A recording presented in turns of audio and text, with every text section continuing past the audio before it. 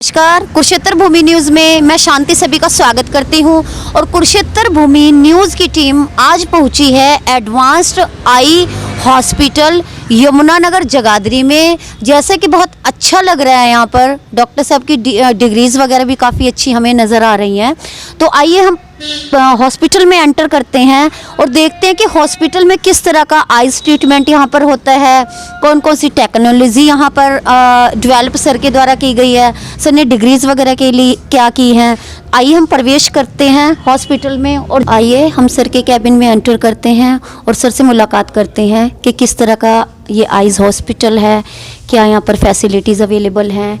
आइए, हमारे सामने सर मौजूद हैं, डॉक्टर साहब। आइए सर से बातचीत करते हैं। नमस्कार सर। हेलो जी, हेलो मैम। सर कुरुक्षेत्र भूमि न्यूज़ में आपका हार्दिक स्वागत है। धन्यवाद जी।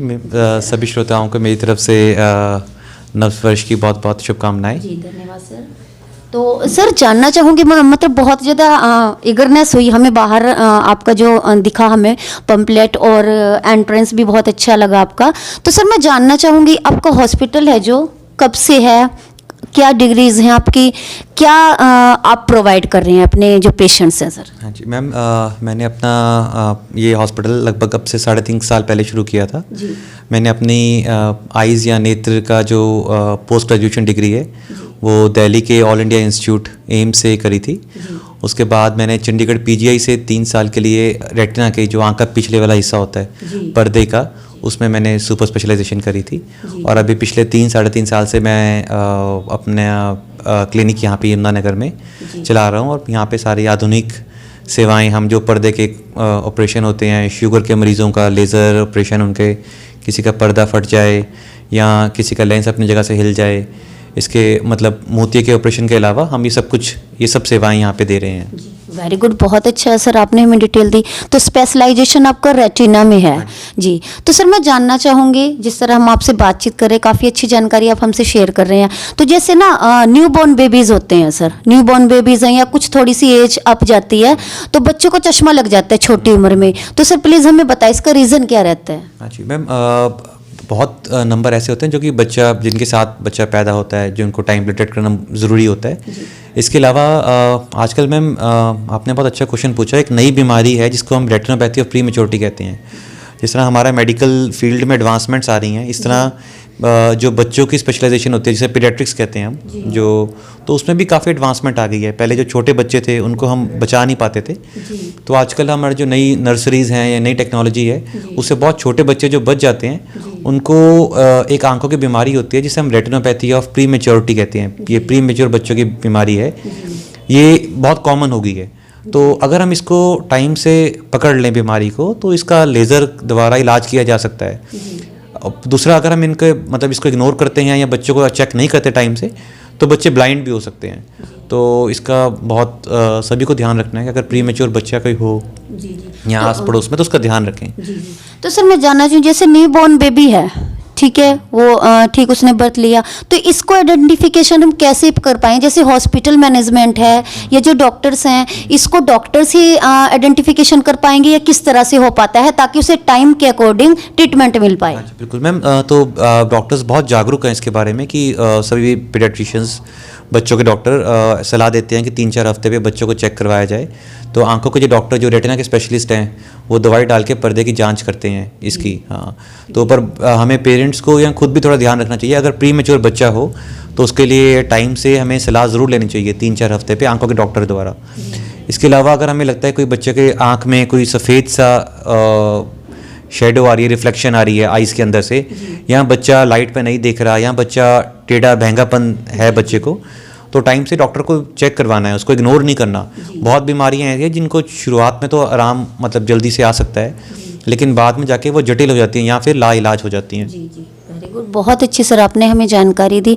तो सर मैं एक जानना चाहूँगी, जिस तरह 2020 कोविड-19 की भेंट चढ़ गया, 2021 नव वर्ष में हम प्रवेश कर चुके हैं, केसेस अभी भी हैं, कम हैं, मेडिसिन भी आने वाली आ भी चुकी है। तो सर जिस तरह से बच्चे आजकल मोबाइल्स पर ही अपना पूरा टाइम इन्वॉल्व रहते हैं, स्टडी भी क्योंकि ऑनलाइन क्लासेस ही चल रही हैं, तो उससे सर क्या नेगेटिव इम्पैक्ट जाता है इस पर? मैम मोबाइल यूज़ का बहुत ज़्यादा नेगेटिव इम्पैक्ट है, ख़ासतौर पे बच्चों में जिनको चश्मे का इंसिडेंस बहुत ज़्यादा बढ़ गया है छोटी उम्र में। तो जितना हमारी मोबाइल की ब्लू रेज होती हैं ये आंखों के लिए नुकसानदायक होती हैं। तो पेरेंट्स को कोशिश करनी चाहिए कि बच्चों का मोबाइल टाइम कम से कम किया जाए। अब मेरे पास बहुत पेशेंट्स आते हैं जो कि मदर्स बोलते हैं कि बच्चा मोबाइल के बिना खाना नहीं खाता या टीवी देखे बिना। तो ये हमें बच्चों का बिहेवियर चेंज करने की ज़रूरत है। पहले भी मतलब बच्चे खाना खाते थे जब मोबाइल वगैरह नहीं थे, तो हमें ये अपने आप को समझाने की ज़रूरत है कि चाहे हमें 10-15 मिनट एक्स्ट्रा लगें लेकिन हमने मोबाइल यूज़ नहीं करना बच्चों के लिए। तो और जितना अगर होमवर्क वगैरह अगर मोबाइल पे या लैपटॉप पे आता है तो उसके अलावा मतलब उस टाइम को रिस्ट्रिक्ट करना है। बच्चों के बीच में ब्रेक लेनी चाहिए, आंखें बार बार ब्लिंक करनी चाहिए मोबाइल यूज़ करते हुए, और 10-15 मिनट के बाद 5-10 सेकंड की ब्रेक लें, और मोबाइल पे जितना ज़रूरी है उतना टाइम ही व्यतीत करें अपना। बिल्कुल मैम, हम बच्चे उसके अलावा होमवर्क के अलावा गेम्स खेल दी जा रहे हैं मोबाइल पे, उस चीज़ को हमें मतलब डिस्करेज करना चाहिए और बच्चों को बाहर पार्क में खेलने के लिए प्रोत्साहित करना चाहिए। तो सर जिस तरह से बुजुर्ग लोग हैं जो, या जो ज़्यादा एज के लोग हैं, तो उनको ज़्यादातर आइज़ की ही प्रॉब्लम होती है, जैसे डायबिटिक हैं या किसी और रीज़न की वजह से आइज़ पे इफेक्ट पड़ता है, काला मोतिया, सफ़ेद मोतिया इस तरह से हो जाता है। तो इसके लिए सर हम स्टार्टिंग में थोड़ी क्या केयर कर सकते हैं? तो मैम बहुत अच्छा आपने सवाल पूछा कि हम 2-3 बीमारियां ऐसी हैं जिसके शुगर का पर्दे पे असर या फिर काला मोतिया, जो कि बहुत मतलब गंभीर बीमारियां हैं आंखों के लिए जिससे नज़र जा सकती है। तो इन बीमारियों के लिए हमें 50 साल के बाद साल में एक बार ज़रूर चेक करना चाहिए। खासतौर पे जो शुगर के मरीज़ हैं उनको भी अगर शुगर कंट्रोल हो, बिल्कुल जी, हाँ, आइज़ की केयर करनी चाहिए और साल में एक बार डॉक्टर को ज़रूर दिखाना चाहिए। एडल्ट जो फीमेल्स हैं, जो 50 के बाद जो फीमेल्स हैं, उनकी आइज़ में ड्राई आई का इंसिडेंस बहुत ज़्यादा है, तो उनको कुछ लुब्रिकेटिंग ड्रॉप्स डालें, आंखों की सिकाई करें, है ना। तो किसी भी उम्र में आंखें मलनी बुरी है, तो हमें जो आंखें मल आंखों पे हाथ नहीं जाना चाहिए, उसमें इन्फेक्शन भी बढ़ती है और नंबर बढ़ने की भी संभावना रहती है। बिल्कुल मैम, बहुत नाजुक चीज़ है। और एक मैं ज़रूरी चीज़ और बोलना चाहूँगा कि हमारे आज से 10-15 साल पहले धारणा थी कि मोतिया पकाने पे ऑपरेशन करना चाहिए, तो वो बहुत गलत है। तो हम इंतज़ार करते रहते हैं कि अभी मोतिया पका नहीं है, लेकिन मोतिया पकाने तक बहुत लेट हो जाता है। तो आजकल जो टेक्नोलॉजी है उसमें लेज़र से ऑपरेशन होता है बिना टांके के, और आजकल तो मैम बिना इंजेक्शन के भी ऑपरेशन होता है, तो मतलब जो कि बहुत कॉमन है। तो उसके हम भी जहाँ ऑपरेशन कर रहे हैं उसमें कोई टीका नहीं लगाते, 15-20 मिनट की सर्जरी होती है। तो हमें जिसको भी हमें लगेगा, अपने हमारे बुज़ुर्ग हैं, माता पिता या दादा दादी, उनको टाइमली अगर मोतिया तो उसको ऑपरेशन करवाएं, उसको रोकें नहीं, उसको डिले मत करें। बहुत अच्छी सर आपने जानकारी दी हमें।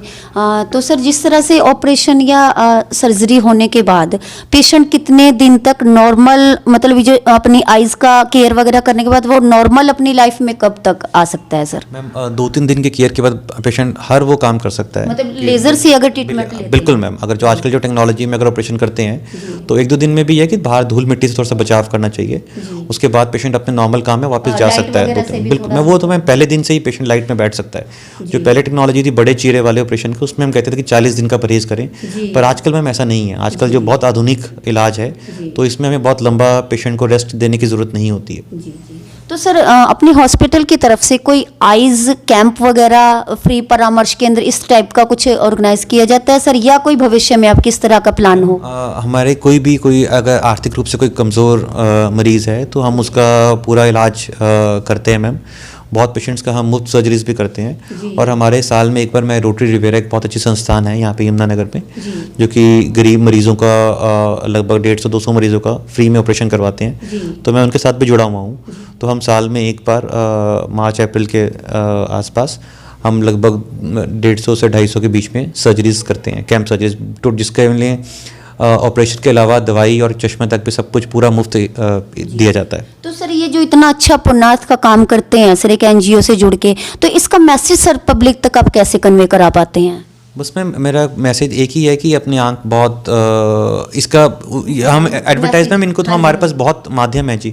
हमारे कुछ और ऑर्गेनाइजेशन हैं जो कि हम हेल्थ केयर वर्कर्स को बताते हैं मैम, जो कि टाइमली जाके अपने अपने एरियाज़ में सर्कुलेट करते हैं मैसेज। इसके अलावा अखबारों में मैम 1-2 दिन हमारे पैम्फलेट्स निकलते हैं, और रेडियो में या फिर मैम कुछ ऑटो रिक्शाज वगैरह में भी हम गाँव में जाके इसका प्रचार करते हैं। बहुत अच्छी सर आपने हमें जानकारी दी। तो जिस तरह से अब नव वर्ष का ये तो आप शुभकामना हमें दे चुके हैं सर, कल छोड़ के परसों लोहड़ी है और कुछ समय पश्चात हम गणतंत्र दिवस सेलिब्रेट कर रहे हैं, कोविड-19 चल रहा है, तो आप हमारे चैनल के माध्यम से कोविड-19 से सेफ रहते हुए खुद को भी और पेशेंट्स को भी तो क्या गुड वे मैसेज कन्वे करना चाहेंगे? मैम कोविड से हमारी ये जो लड़ाई है ये काफ़ी लंबी है, लेकिन हमें इसके लिए अभी अपना साहस, अपना हिम्मत छोड़नी नहीं है। हम काफ़ी इसमें प्रोग्रेस करा है। हमारे प्रधानमंत्री जी ने जिस तरह बताया कि हमारे अपने देश की ही बनी हुई 2-3 वैक्सीन हैं जिनका रिजल्ट काफ़ी अच्छा पाया गया है, तो होपफुली हम 15-20 दिनों में वैक्सीन लगनी शुरू हो जाएगी। लेकिन जब तक हमें इसका पूरा इलाज नहीं होता, हमें थोड़ा सा मतलब अपनी तरफ से प्रिकॉशंस लेनी चाहिए। खासतौर पे मास गैदरिंग्स वगैरह, शादी विवाह या कुछ इन सब चीज़ों पे थोड़ा सा कोशिश करनी चाहिए कि हम इकट्ठे मतलब या तो लिमिटेड नंबर्स में हों और अगर होते हैं तो प्रॉपर प्रिकॉशन के साथ हों।